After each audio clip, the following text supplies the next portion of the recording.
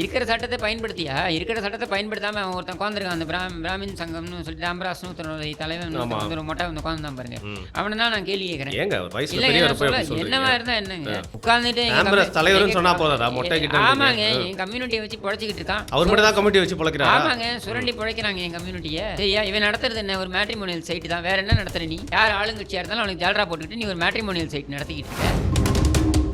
விமர்சனங்களை திமுகவுக்கு எதிராக வைக்கிறேன். சரியா? இந்த கடுமையான விமர்சனங்களை வைக்கிறேன்னும் பொழுது அவங்க வழக்கு பதிவு பண்ணா நான் எதிர்கொண்டு தான் தீர வேண்டும். ஆங்கருக்கு அதுக்கு சம்பந்தம் இல்ல. நீங்க கவலைப்படாதீங்க. உங்களை சம்மந்தப்படுத்த மாட்டாங்க. சங்கர் மாதிரி ஃபெலிக்ஸின் கூட திட்டு கூட்டு போன மாதிரிலாம் நான் பண்ண மாட்டேன். கவலைப்படாதீங்க. ஓங்கார் மேல நடவடிக்கை பாய்ந்திருப்பது சரி. நக்கீரன் மேல இது மாதிரி நடவடிக்கை பாய்ந்திருக்கா? எவ்வளவு அவதூறுகளை பரப்பி வந்திருக்கிறது நக்கீரன் இது வரைக்கும்.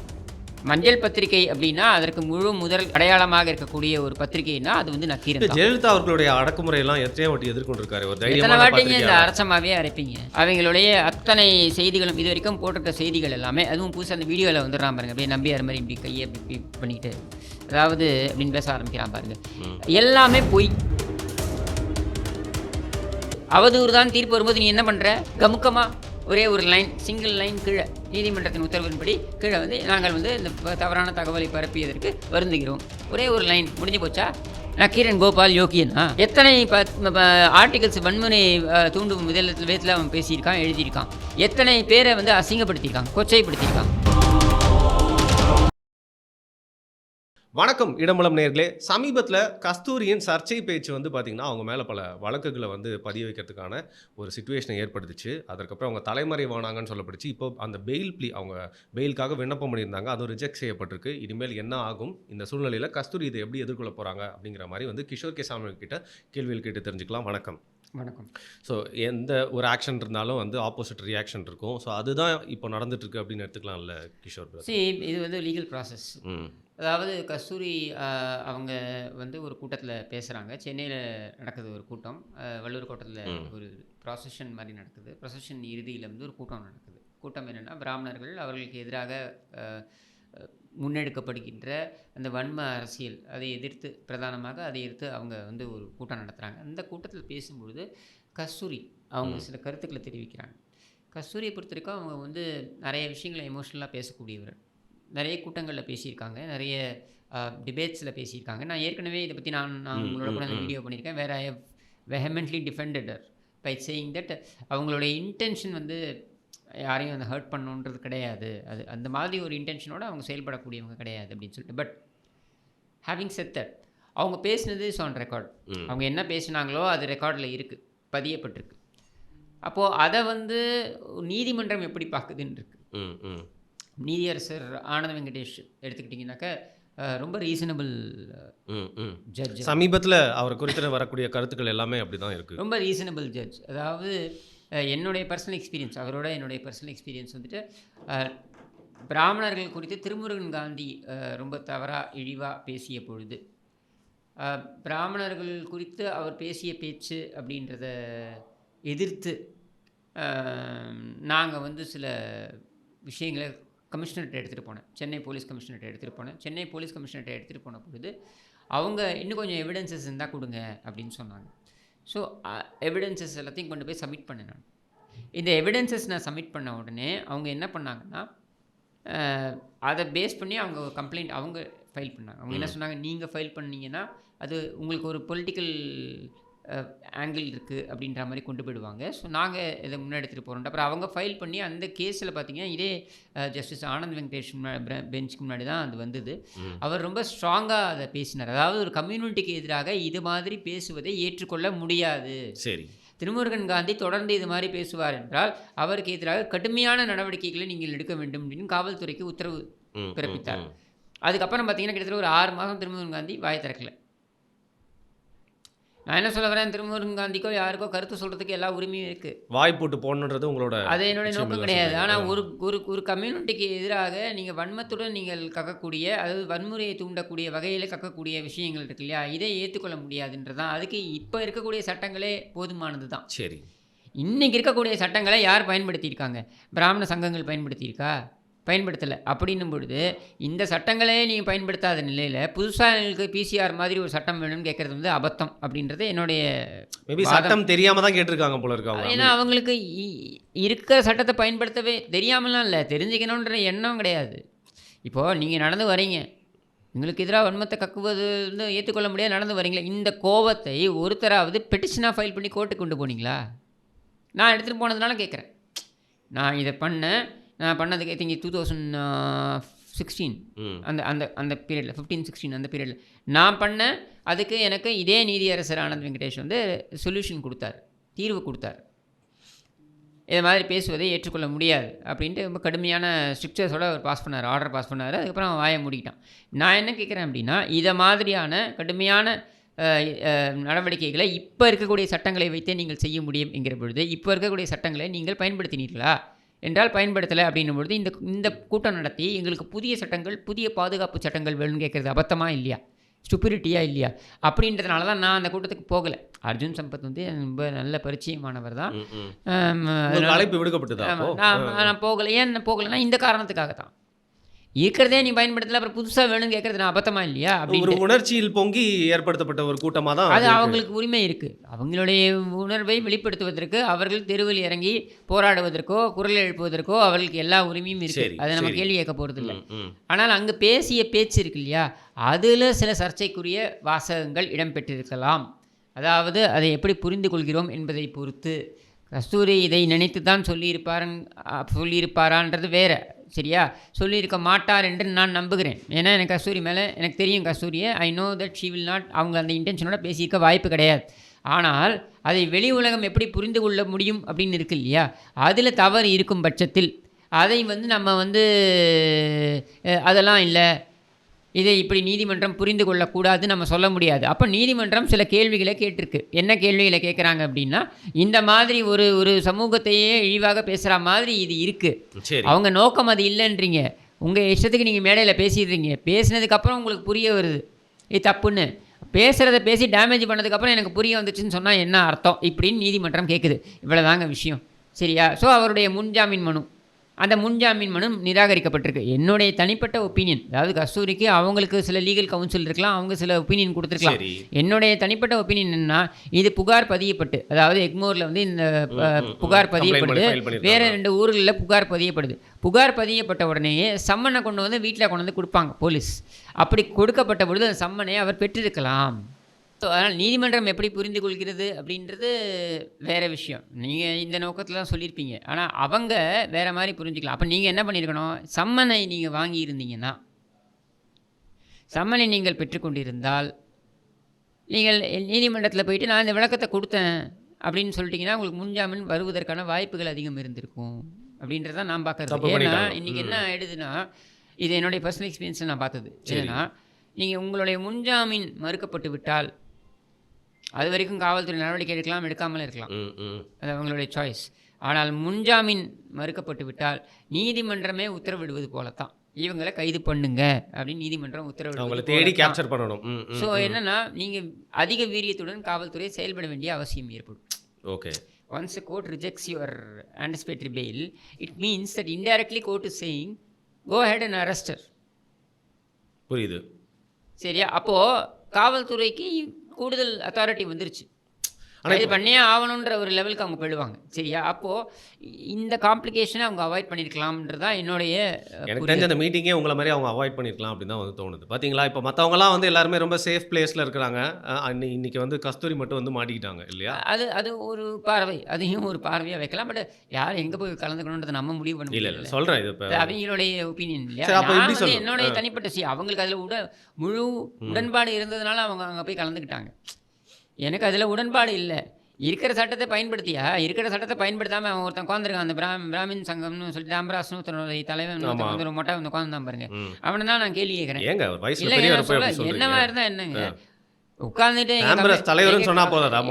ஆமாங்க என் கம்யூனிட்டியை வச்சு பிழைச்சிக்கிட்டு இருக்கான், அவர் மட்டும் தான் கம்யூனிட்டி வச்சு பிழைக்கிறான். ஆமாங்க, சுரண்டி பிழைக்கிறாங்க என் கம்யூனிட்டியை, சரியா? இவன் நடத்துறது என்ன, ஒரு மேட்ரிமோனியல் சைட்டு தான், வேற என்ன நடத்துகிற நீ? யார் ஆளுங்கட்சியாக இருந்தாலும் அவனுக்கு ஜால்ரா போட்டுக்கிட்டு நீ ஒரு மேட்ரிமோனியல் சைட் நடத்திக்கிட்டு இருக்க.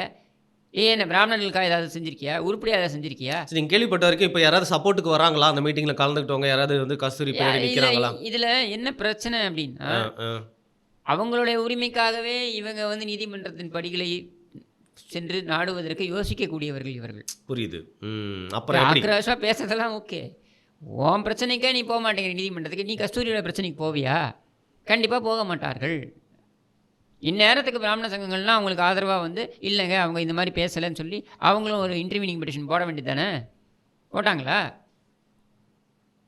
ஸோ இதுதான் இது. இல்ல பரவாயில்ல, எக்ஸ்பீரியன்ஸ் பேசுது. இப்படிலாம் நடக்கும்னு தெரிஞ்சு தான் நீங்க உஷாரா போகாம இருந்திருக்கீங்க இல்ல இல்லையா? எக்ஸ்பீரியன்ஸ் பேச எனக்கு உடன்பாடு இல்லையே. நீங்க போயிருந்தீங்கன்னு வச்சுக்கோங்க, உங்கள வந்து கடைசி பேச்சாளரா பேச விட்டு, ஏங்க ஏத்தி விட்டு அழகு பார்த்திருப்பாங்க. நீங்களும் ஏதாவது சூப்பரா பேசி விட்டு வந்திருப்பீங்க, மாட்டியிருப்பீங்க. நான் பேசினாலும் எனக்கு அதை பற்றி அதோட ரிப்பர்கஷன் நான் ஃபேஸ் பண்ணி தானே ஆகணும். கண்டிப்பா. இப்போ நான் ஒன்று பேசுகிறேன், அதோட ரிப்பர்கஷன் அவங்க கேஸ் ஃபைல் பண்ணிட்டாங்கன்னா ஃபேஸ் பண்ணி தான் இல்ல ஆகணும். கிஷோர் பிரதர், இப்போ நான் இன்னைக்கு விதமலம்ல நான் கடுமையான விமர்சனங்களை திமுகவுக்கு எதிராக வைக்கிறேன், சரியா? இந்த கடுமையான விமர்சனங்களை வைக்கிறேன் பொழுது அவங்க வழக்கு பதிவு பண்ணால் நான் எதிர்கொண்டு தான் தீர வேண்டும். ஆங்கருக்கும் அதுக்கும் சம்பந்தம் இல்ல. நீங்கள் கவலைப்படாதீங்க, உங்களை சம்மந்தப்படுத்த மாட்டாங்க. பட் நான் என்ன சொல்ல வரேன்னா, இல்லை நான் சங்கர் மாதிரி ஃபெலிக்ஸின் கூட திருத்தி கூட்டு போன மாதிரிலாம் நான் பண்ண மாட்டேன், கவலைப்படாதீங்க. நான் தான் பொறுப்பு என்னுடைய கருத்துக்கு, மற்றவங்க யாரும் பொறுப்பு கிடையாது. நீங்கள் என்றைக்கும் என்னுடைய கருத்தை, அதாவது இது மாதிரியான கருத்துக்கள் வரும்பொழுது அதை ஆமோதிச்சதும் கிடையாது, சரியா? ஆனால் ஜோக்ஸ் அபார்ட், ஈவன் அதர்வைஸ் நான் சீரியஸாக சொல்கிறேன். நான் கேட்குறது என்னென்னா, நான் பேசுவதற்கு நான் தான் பொறுப்பு எடுத்துக்க முடியும். நான் எனக்கு பின்னால் வந்து இவங்க இருப்பாங்க அவங்க இருப்பாங்க அப்படின்ட்டுலாம் நான் வந்து எதிர்பார்க்க முடியாது. அதற்கான பொறுப்பை நான் எடுத்து ஆகணும். கஸ்தூரியும் அப்படி தான். ஆனால் இன்றைக்கி இருக்கக்கூடிய இவங்க பேசுகிறாங்க இல்லையா, எல்லாரும் ஒன்றுபட்ட யாராவது ஒருத்தர் ஒன்றா நின்னாங்களா அவங்க பின்னாடி? நிற்க போகிறாங்களா? எதுவும் கிடையாது, சரியா? அப்போது இங்கே கஸ்தூரி சில கருத்துக்களை தெரிவித்தார்.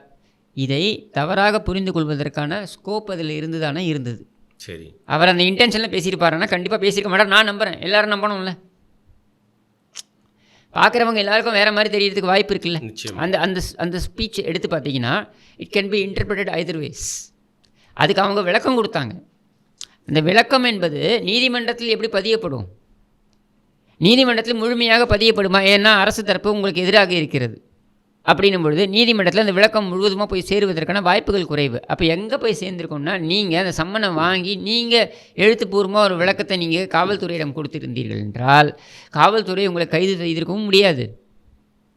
நீதிமன்றத்தில் நீங்கள் இந்த விளக்கத்தை கொடுத்துட்டேன் காவல்துறைக்கு அப்படின்னு கொடுக்கும்பொழுது உங்களுடைய பெயிலை கன்சிடர் பண்ணுறதுக்கான வாய்ப்புகள் அதிகம். புரியுது. இப்போ இந்த உப்பு தின்னா தண்ணி குடிக்கணும் அப்படிங்கிற மாதிரி நீங்கள் ஏதாவது ஒரு வார பத்திரிகைக்கு பேட்டி கொடுத்துருந்தீங்கன்னா பரவாயில்ல, இல்லை ஒரு பேட்டி மாதிரி ஒளிபரப்பாக இருந்தால் இதை வெட்டி ஒட்டிட்டாங்கப்பா அப்படின்னு கூட வந்து சொல்லிடலாம். நீங்கள் சொன்ன மாதிரி இந்த ஒரு லைவாக அந்த வீடியோ வந்துட்டதுனால நீங்கள் சொல்கிற அதுக்கான எதிர்வினையை வந்து அவங்க சந்திச்சு தான் ஆகணும் அப்படிங்கிற மாதிரி இருக்குது. இப்போ அவங்களுக்கு options are perhaps has to go to apex court.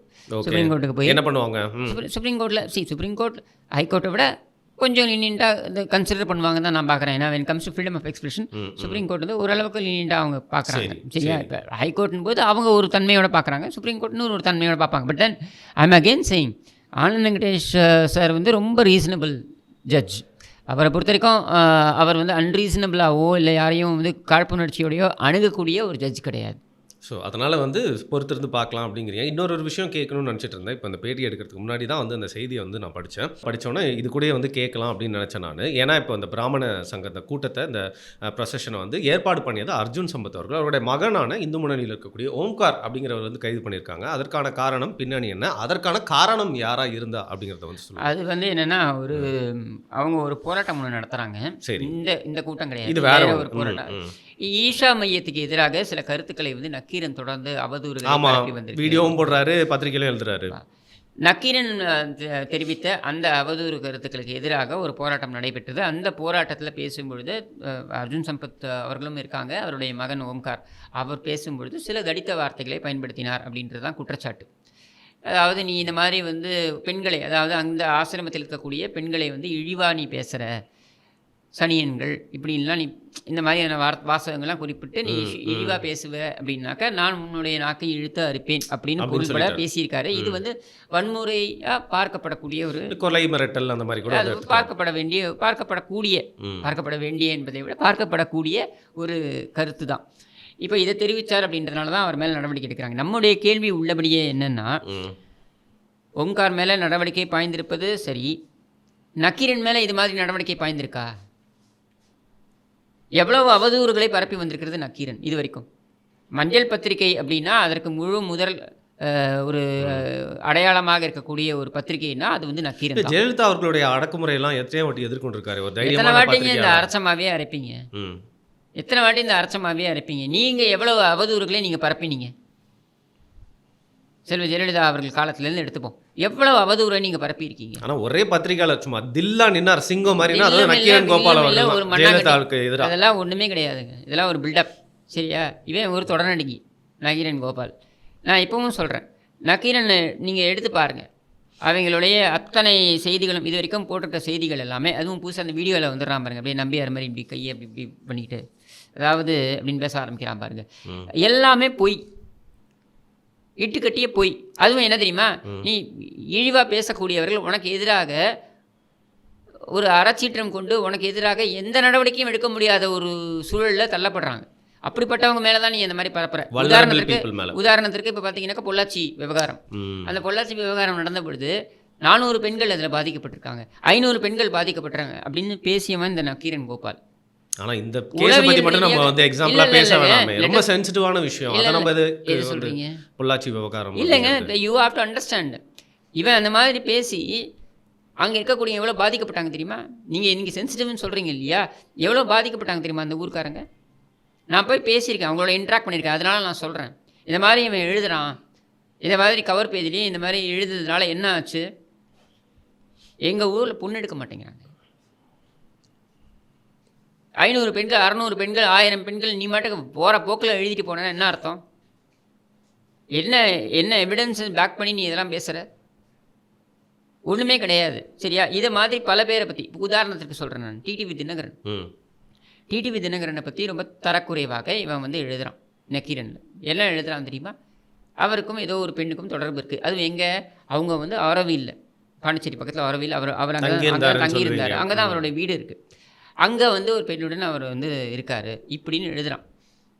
இது தினகரனே பதிவு பண்ணார், டிடிவி தினகரனே பதிவு பண்ணார். சரி, நமக்கு ஒருத்தரை பிடிக்கும் பிடிக்கலன்றது அரசியல் மாச்சரியங்கள். பட் டிடிவி தினகரன் பதிவு பண்ணுறாரு. என்னத்தை சொல்கிறாரு?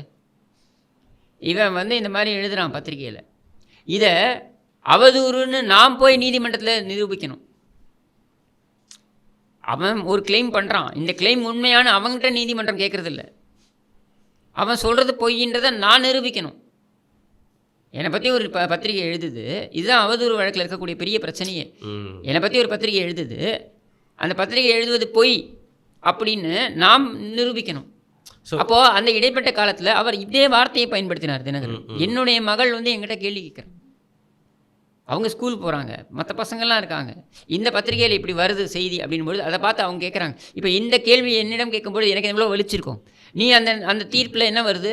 இது அவதூறு தான் அப்படின்னு தீர்ப்பு வருது. அவதூறு தான் தீர்ப்பு வரும்போது நீ என்ன பண்ணுற? கமுக்கமாக ஒரே ஒரு லைன், சிங்கிள் லைன் கீழே, நீதிமன்றத்தின் உத்தரவின்படி கீழே வந்து நாங்கள் வந்து இந்த தவறான தகவலை பரப்பியதற்கு வருந்துகிறோம், ஒரே ஒரு லைன், முடிஞ்சு போச்சா?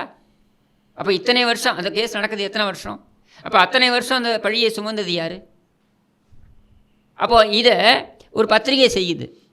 இந்த பத்திரிகையை யாருமே கேள்வி கேட்கறதில்ல. இதே பத்திரிகைக்கு எதிராக கைது நடவடிக்கை எடுக்கப்பட்டது கடந்த ஆட்சியில். என்ன பண்ணாங்க தெரியுமா? நீதிமன்றத்தில் போய் நின்று கும்பலாக அத்தனை பத்திரிகையாளர்கள் போய் நின்று வாதிடுறாங்க. பார்ட்டியின் பர்சன், இப்போ என் மேலே ஒரு குற்றச்சாட்டு இருக்குது அப்படின்னா நான் பார்ட்டியின் பர்சன், அதாவது வக்கீல் இல்லாமல் நான் வந்து கோர்ட்டுடைய அனுமதியுடன் நான் பார்ட்டியின் பர்சனை நான் வாதிட முடியும். ஓகே. ஆனால் அங்கே என்றாம் வாதிடுறாரு இவனுக்கு, நக்கீரன் கோபாலுக்கு. இந்து பத்திரிகையோட என்றாம் வாதிடுறாரு. என்னுடைய கேள்வி, என்றாம் என்ன பார் கவுன்சிலில் இருக்காரா? ரெஜிஸ்டர்டு வக்கீலா அவர்? கிளப்ல அவங்களாம் நம்ம நண்பர்கள். அதனால கோர்ட்டில் அலோவ் பண்ணுவீங்களா வாதிடுறதுக்கு? எப்படி நீதிமன்றம் அனுமதித்தது? வாதிட்டு வெளில கூட்டு வராங்க. நான் என்ன கேட்குறேன்னா, இதுவே ஓம்காருக்கு பொருந்தாதா? இல்லை, ஓம்காரோட விஷயத்துக்கு வருவோம். அதுதான் நான் சொல்கிறேன். நீங்கள் நக்கீரனுக்கு இவ்வளோ சலுகைகளை கொடுக்குதில்ல, நீதித்துறையாக இருக்கட்டும், அரசாங்கமாக இருக்கட்டும், இவ்வளோ சலுகைகள் கொடுக்குறாங்கல்ல, இதே சலுகைகள் ஏன் ஓம்காருக்கு வழங்கப்படலைன்ற கேள்வி வரும்ல. நான் ஓம்கார் பேசியதெல்லாம் சரின்னு நான் நியாயப்படுத்தலை. நாக்கை அறுப்பேன், துண்டிப்பேன், இது மாதிரியான பேச்சுக்களுக்கு நான் உடன்பட போகிறதே கிடையாது. எந்த இடத்துலையும் நான் சப்போர்ட் பண்ண மாட்டேன், அது வேறு விஷயம். ஆனால் என்னுடைய கேள்வி உள்ளபடியே, why the law is not applicable to நக்கீரனுக்கு நீங்கள் அப்ளை பண்ணிங்கனாக்கா எத்தனை விஷயங்கள் எவ்வளவு பேசியிருக்காங்க தெரியுமா? எவ்வளவு மோசமாக செல்வி ஜெயலலிதாவோட கால் வெட்டப்பட்டு விட்டது, காலில் இருக்கக்கூடிய அந்த ரேகையை வச்சு தான் கதவு மர்மமாக ஒரு கதவு இருக்குமா. அந்த கதவுக்குள்ளே தங்கம் வெள்ளி வைரம்லாம் இருக்கான். இந்த கால் ரேகையை வச்சு தான் எடுக்கணுமா. நல்லா இருக்கு. இதையெல்லாம் ஒரு பத்திரிகை எழுதுதுங்க. அப்புறம் அவருக்கு ஒரு மகள் இருக்குது. இறந்து போனவர்களே இந்த மாதிரி நீ எழுதுகிற, சரியா, எழுது. அப்போது நீ அக்கௌண்டபிள் ஆகணும்ல. நீ எவ்வளோ தூண்டுற, வன்முறை தூண்டுற மாதிரி எத்தனை பேருக்கு எதிராக நீ எழுதுகிற, நான் காமிக்கணும். உங்களுக்கு எவ்வளோ காமிக்கணும் ஆர்டிகல்ஸ். வன்முறையை தூண்டுவது போல் நக்கீரன் எழுதிய எத்தனையோ ஆர்டிகல்ஸ் என்னால் காமிக்க முடியும் ஒரு கம்யூனிட்டிக்கு எதிராக. அப்போது அதுக்கெல்லாம் ஏன் இந்த சட்டம் வந்து பாய்வதில்லை, ஏன் நடவடிக்கை எடுக்கப்படுவதில்லை, கேள்வி வரும்ல. யூனிஃபார்ம் அப்ளிகேஷன் ஆஃப் லா, அதாவது சட்டம் எல்லோருக்கும் பொது. ஆனால் அது பொதுவாக பயன்படுத்தவில்லை என்பதனால் அந்த சட்டத்தை பின்பற்ற மாட்டேன்னு நம்ம சொல்ல முடியாது. நிச்சயமாக நான் அதை ஒத்துக்கிறேன், சரியா. ஓம்கார் பேசியதற்கு அவர் அக்கௌண்டபிள் தான். அவரும் அதான் சொன்னதாக தகவல். அதாவது நான் மன்னிப்பெல்லாம் கேட்க முடியாது, நான் நீதிமன்றத்துடைய நடவடிக்கைக்கு உட்படுத்திக் கொள்கிறேன் அப்படின்னு தான் அவர் சொல்லியிருக்காரு. அது அவருடைய ஸ்டாண்டு. நான் அதுக்குள்ளே போக விரும்பலை. ஆனால் நான் கேட்குறது என்னென்னா, நக்கீரன் யோகியனா? நக்கீரன் கோபால் யோகியனா? எத்தனை ஆர்டிகல்ஸ் வன்முறை தூண்டும் விதத்தில் அவன் பேசியிருக்கான், எழுதியிருக்கான். எத்தனை பேரை வந்து அசிங்கப்படுத்தியிருக்கான், கொச்சைப்படுத்தியிருக்கான். அதுக்கெல்லாம் என்றைக்காவது அவன் அக்கௌண்டபிள் ஆகிருக்கானா? இதை வந்து பார்வையாளர்கள் உங்களுடைய சிந்தனைக்கே நான் விட்றேன். நான் வந்து சங்கி இந்த ப்ராக்கெட்குள்ளே நான் வர விரும்பலை. ஏன்னா இதே ஈஷா குறித்து நீங்கள் வைப்பது போல் அபாண்டமான குற்றச்சாட்டுகள் இல்லாமல் என்னால் ஈஷாவுக்கு எதிராக கருத்துக்களை வைக்க முடியும். என்னை பொறுத்த வரைக்கும் நான் ஈஷாவுடைய அந்த சத்குருன்னு சொல்கிறாங்க இல்லையா, நான் அவரை சோடா குருன்னு தான் கூப்பிடுவேன். அந்த சோடா குருவுடைய கருத்துக்களுக்கு நான் உடன்படுறது கிடையாது, கான்செப்டுக்கு எதிரான நான் எதிரான. ஆனால் என்னுடைய கருத்துக்கள் ஈஷாவுடைய கருத்தியல் என்னவோ அந்த கருத்தியலுக்கு எதிரானதாக இருக்கும். அவங்க முன்னெடுக்கக்கூடிய விஷயங்களுக்கு எதிரானதாக இருக்குமே தவிர ஒன்றை மாதிரி அபாண்டமான குற்றச்சாட்டு, அதாவது பர்மிஷனோட செயல்படுதுங்க. பெசன் நகர் சுடுகாடு இருக்கு இல்லையா, எலக்ட்ரிக் சுடுகாடு இருக்கு இல்லையா, கிரிமேட்டோரியம், அது வந்து ஈஷாவுடைய இதில் தான் செயல்பட்டுருக்கு. அதாவது அவங்களோட இடங்கிறீங்களா, இல்லை கட்டுப்பாட்டில் இருக்கு, கான்ட்ராக்ட் அவங்களுக்கு கொடுத்துருக்காங்க அந்த மாதிரி. அப்போது அங்கே ஒரு கிரிமேட்டோரியம் இருக்குது. எங்கே? அங்கே இருக்கக்கூடிய பழங்குடியினர் அவர்களுக்காக வழங்கப்பட்டதாக ஒரு கிரிமேட்டோரியம் கட்டியிருக்காங்க. எங்கே? இதில் ஈஷாவுடைய லேண்டில் கட்டியிருக்காங்க. அது அரசாங்கத்துடைய முழு ஒப்புதலுடன் தான் கட்டியிருக்காங்க. அரசாங்கத்தோட உரிமத்தோடு தான் அது செயல்பட வேண்டி வருது. இன்னும் செயல்பட ஆரம்பிக்கலை, இப்போ தான் கட்டி முடிச்சிருக்காங்க. அப்படின்னும் பொழுது அதில் எத்தனை பேர் வச்சாங்கன்னு தெரியல. எத்தனை பேர் இப்படியெல்லாம் அபாண்டமாக நீ வந்து குற்றச்சாட்டை வைக்கிறது, இப்படியெல்லாம் நீ வந்து பீதியை கலப்புறது, இது சரியா? அப்போ என்ன சொல்கிற நீ? அரசாங்கத்தின் துணையுடன் இது நடந்ததுன்னு சொல்கிறியா? அரசாங்கத்தின் துணையோடு நடக்குதுன்னா ஸ்டாலின் நீ குற்றம் சாட்டுக்கிறியா? அப்படி தானே எடுத்துக்கணும். அப்போ இது என்னென்னா பிரச்சனை என்ன தெரியுமா? ஈஷாவை நீ கருத்தியல் ரீதியாக பேசுப்பா, நான் வரேன்ப்பா, நான் பேசுகிறேன், 1 மணி நேரம் பேசணுமா? ஈஷா செய்யக்கூடிய தவறுகள் அப்படின்னு கருத்தியல் ரீதியாக நான் பேச தயார். ஆனால் உன்ன மாதிரி அபாண்டமான குற்றச்சாட்டுக்களை வைப்பது இல்லையா, இதுதான் பிரச்சனையே. இதில் தான் ஈஷாவும் தப்பித்துக் கொள்கிறது. நீங்கள் இந்த மாதிரி அபாண்டமான குற்றச்சாட்டு வைக்கும் பொழுது அவங்க ரொம்ப ஈஸியாக தப்பிச்சிடுறாங்க, மற்ற தப்பு மறைக்கப்படுது. ஆமாம், நீ உண்மையாக பேச வேண்டிய விஷயங்கள் அதை நீ பேசாமல் நீ இதையும் பேசுகிற, அபாண்டமான குற்றச்சாட்டுக்களை வைக்கிற, சங்கி இங்கி இதெல்லாம் ஏன் பேசுகிற? ஈஷாவுக்கும் நான் சொல்லக்கூடியது என்னென்னா, நீ ஏன் அங்கே இயங்குகிறாய் அப்படின்றத, நீ ஏன் இயங்குகிறன்றதை பேசு. எதிர காருண்யா இருக்குது அதனால் நான் இங்கே இயங்குறேன் அப்படின்றத ஏற்றுக்க முடியாது. அவன் தப்பு பண்ணுறான், நானும் தப்பு, அவன் பண்ணுறான், நானும் இருப்பேன், அதனால் நானும் இருக்கேன், நான் போட்டிக்கு இருக்கேன். அவன் கிறிஸ்டின், நான் இந்து, நானும் போட்டிக்கு இருப்பேன். இது ஏற்றுக்க முடியாது. Don't justify your presence by the presence of Karunya. You justify your presence on your merit. நீ ஏன் அங்கே இருக்க அதுக்கு பேசு. காருண்யா இருக்கான் இல்லை, அவனுக்கு எதிராக என்ன பேசணும், என்ன வாதம் வைக்கணும், அதை நாங்கள் பார்த்துக்குறோம். ஸோ இதுதான் ரேஷ்னலாக நீங்கள் அணுகக்கூடியது. ஏன்னா நம்ம வந்து பேசுகிறோம் இல்லையா, இந்த சொசைட்டியில் பகுத்தறிவு நம்ம பேசுகிறோம் இல்லையா, பகுத்தறிவு தானே. நான் வந்து டீகன்ஸ்ட்ரக்ட் பண்ணுறேன். ஈஷாவுக்கு ஏன் நான் எதிர்ப்பு தெரிவிக்கிறேன், ஈஷாவுடைய சித்தாந்தம் என்ன, இந்த சித்தாந்தங்கள் ஏன் என் சம்பிரதாயத்திற்கு எதிராக இருக்குது, என் சம்பிரதாயம் ஏன் இதற்கு உடன்படக்கூடாது, என் சம்பிரதாயத்தை பின்பற்றக்கூடியவர்கள் ஏன் ஈஷாவை பின்தொடரக்கூடாது, இதையெல்லாம் நான் பேசுகிறேன். இதுதான் நியாயமான வாதங்களாக இருக்கலாம். இதை மக்கள் ஏற்றுக்கலாம், ஏற்றுக்காமல் போகலாம், நிராகரிக்கலாம், வேறு விஷயம். ஆனால் நீங்கள் பேசுகிறது அபாண்டமான குற்றச்சாட்டு. அப்போ அந்த இடத்துல தான் நீர்த்து போயிடுது. ஓகே. ஸோ இப்போ நீங்கள் ஓம்கார் விஷயத்துலேயும் பார்த்தீங்கன்னா, நீங்கள் ஓம்கார் மேலே எடுத்த நடவடிக்கை சட்டம் அதன் கடமையை செய்திருக்கிறதுனே வச்சுப்போம். சரி, நான் அதை வந்து I am not going to justify. ஆனால் இதே சட்டம் அதன் கடமையை நக்கீரனுக்கு எதிராக செய்ய தவறி இருக்கிறது இது நாள் வரையில், என்றைக்கு செய்ய போகிறது அப்படின்ற கேள்வியை நான் வைக்கிறேன். சரி, ஓகே. இப்போ கடைசியாக சுருக்கமாக ஒரே ஒரு கேள்வி, உங்களுக்கு விருப்பப்பட்டால் நீங்கள் வந்து பதில் சொல்லலாம். இப்போ கஸ்தூரியை பற்றி பேசிகிட்டு இருக்கப்புறம் நம்ம ஓம்கார் விஷயத்தை தாண்டி எனக்கு வந்து எஸ்வி சேகர் ஞாபகம் வர்றாரு. அவர் வந்து பார்த்தீங்கன்னா உங்களுக்கு ஞாபகம் இருக்கும் அப்படின்னு நினைக்கிறேன். அவங்களுடைய அந்நியார் கிரிஜா வைத்தியநாதன் வந்து தலைமைச் செயலாளராக இருக்கிறப்போ வந்து அவர் ஒரு கருத்தை சொல்லிட்டு ரொம்ப நாள் ஆன் த ரன்னில் இருந்தார். அதுவும் திமுக ஆட்சியில் தான் வந்து நடந்துச்சு. இல்லை அதிமுக. அவர் வந்து இதேமாதிரி ஆன் த ரன்னில் இருந்தார். இப்போ வந்து எனக்கு அது ஞாபகம் வந்துச்சு. ஆனால் இன்றைக்கி வந்து பார்த்தீங்கன்னா அவர் வந்து பிஜேபிக்கு எதிராக பேசிகிட்டு இருந்தார், அண்ணாமலைக்கு எதிராக உங்களை மாதிரியே வந்து முழங்கிட்டு இருந்தார். இப்போ வந்து டிஎம்கே கூட வந்து கை கோத்துருக்காருன்னு சொல்ல முடியாது, அவங்க கூட இணக்கமாக இருக்கார். அங்கே தஞ்சம் பூந்திருக்காருன்னு தான் என்னோட அறிவோடு வந்து பார்க்க முடியுது. குறிப்பாக அவரோட நாடகத்தோட ஒரு மைல்ஸ்டோன் விழாக்கு வந்து பாராட்டு தெரிவிக்கும் விதமாக வந்து ஸ்டாலினும் உதயநிதியும் வந்து கலந்துக்க போகிறாங்க அப்படிங்கிறதையும் அவர் பேட்டியில் வந்து சொல்லியிருந்தார். இதை நீங்கள் எப்படி பார்க்குறீங்க? சரி, எஸ்வி சேகரை பொறுத்த வரைக்கும் நான் சொல்கிறேன் உங்களுக்கு, அவர் வந்து பாஜக தலைமைக்கு எதிராக, அது முக்கியமாக இருக்கக்கூடிய இந்த மாநில தலைமைக்கு எதிராக வைக்கக்கூடிய குற்றச்சாட்டு என்பதோடைய தன்மை வேறு. நான் வைக்கக்கூடிய குற்றச்சாட்டுகள், நான் வைக்கக்கூடிய விமர்சனங்கள் அதோடைய தன்மை வேறு. ரெண்டுத்தையும் ஒன்றா பொருத்தி பார்க்கக்கூடாது. ரெண்டாவது, எஸ்வி சேகர் கட்சியில் இருந்தார், இப்போ வெளியில் வந்துட்டேன்னு சொல்கிறாரு, மெம்பர்ஷிப்பை வந்து புதுப்பிக்கலன்னு சொல்கிறாரு. ஆனால் அவர் நான் கட்சியில் இல்லை. சரியா? நிறைய டிஃப்ரென்ஸ் இருக்குது. மூணாவது என்னென்னா, எஸ்வி சேகரை பொறுத்திருக்க அவர் ரொம்ப ஸ்ட்ரெயிட் ஃபார்வர்ட் பர்சனாலிட்டி. அதிமுகவில் இயங்கிய பொழுதும் சரி, அவர் அந்த சமயத்திலே போய் கருணாநிதியை சந்தித்து அப்புறம் வந்து அதிமுகலேருந்து வெளியேற்றப்பட்டார், இதெல்லாம் நமக்கு தெரியும். அப்பவும் சரி, அவர் ரொம்ப ஸ்ட்ரெயிட் ஃபார்வர்ட் பர்சனாலிட்டியாக தான் அவர் இருந்திருக்கார். சரியா? ஸோ அவர் வந்து திமுகவில் போய் இப்போ சேர்ந்துட போகிறாரா அப்படின்றதுலாம் வந்து தவறான ஒரு புரிதல். இந்த ஏஜில் அவர் இருக்கக்கூடிய வயசு, இப்போ இருக்கக்கூடிய வயசில் அவர் வந்து இன்னொரு கட்சியில் போய் சேர்ந்து அவருடைய இருப்பை காண்பித்து கொள்ள வேண்டும்ங்கிற அவசியம் அவருக்கு கிடையாது. அவர் வந்து ஒரு எம்எல்ஏவாக இருந்துட்டார். உண்மையிலேயே அவர் சொல்லக்கூடிய விஷயம் அதை நான் உள்ளபடியே ஏற்றுக்கிறேன். ரொம்ப ஸ்ட்ரெயிட் ஃபார்வர்டு எம்எல்ஏவாக இருந்திருக்காரு. அவர் எங்கேயும் போய் எம்எல்ஏவாக இருந்த காலத்தில் இந்த மாதிரி கான்ட்ராக்டு இன்ட்ராக்டு இதில் வந்து இவ்வளோ கமிஷன் அடிக்கிறது, இந்த வேலையெல்லாம் அவர் பண்ணது கிடையாது.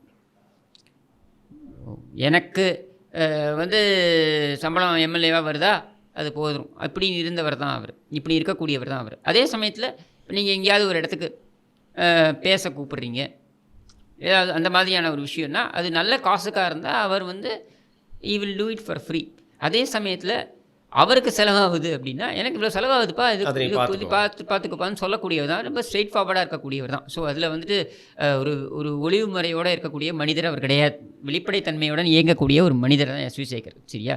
ஸோ அப்படி இருக்கும் பொழுது அவர் வந்து திமுகவோட போய் இன்றைக்கி நட்பு பாராட்டுறாருன்னா, யார் ஆளும் கட்சியில் இருந்தாலும் அவங்க கூட ஒரு நல்லுறவை வைத்திருக்கக்கூடிய ஒரு மனிதர் தான் அவர். ஏன்னா அவர் ஈக்குவிடிஸ்டன்ட். இன்றைக்கி ஒன்றும் அவர் வந்து அதிமுகவில் இல்லை, அல்லது பாஜகவில் இல்லை, அல்லது திமுகவில் இல்லை, எங்கேயுமே கிடையாது. அவரை பொறுத்தவரைக்கும் அவர் எடப்பாடி பழனிசாமி அவர்களிடமும் நல்லுறவில் தான் இருப்பார், ஸ்டாலினிடமும் நல்லுறவில் தான் இருப்பார்.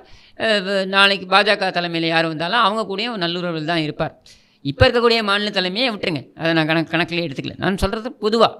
அதனால் அதை வந்து நம்ம பெருசாக எடுத்துகிட்டு போக வேண்டிய அவசியம் கிடையாது. இன்ஃபேக்ட் ஹெச் ராஜா அவர்கள் பற்றி வந்து கேட்டாங்க, இப்போ இருக்கக்கூடிய அந்த குழுவுடைய தலைமை பொறுப்பில் இருக்கக்கூடிய ஹெச் ராஜா சார் அவர்கிட்டையும் எஸ்வி சேகர் பற்றி கேட்டபொழுது அவரும் தான் சொல்கிறார், அவருக்கு தனிப்பட்ட சில காரணங்கள் இருக்கலாம், அதுக்குள்ளே நான் போக விரும்பலைன்னு தான் அவர் சொன்னாரே தவிர அவர் வந்து எந்த குற்றச்சாட்டையும் பகிரங்கமாக எஸ்வி சேகர் மேலே வைக்கல.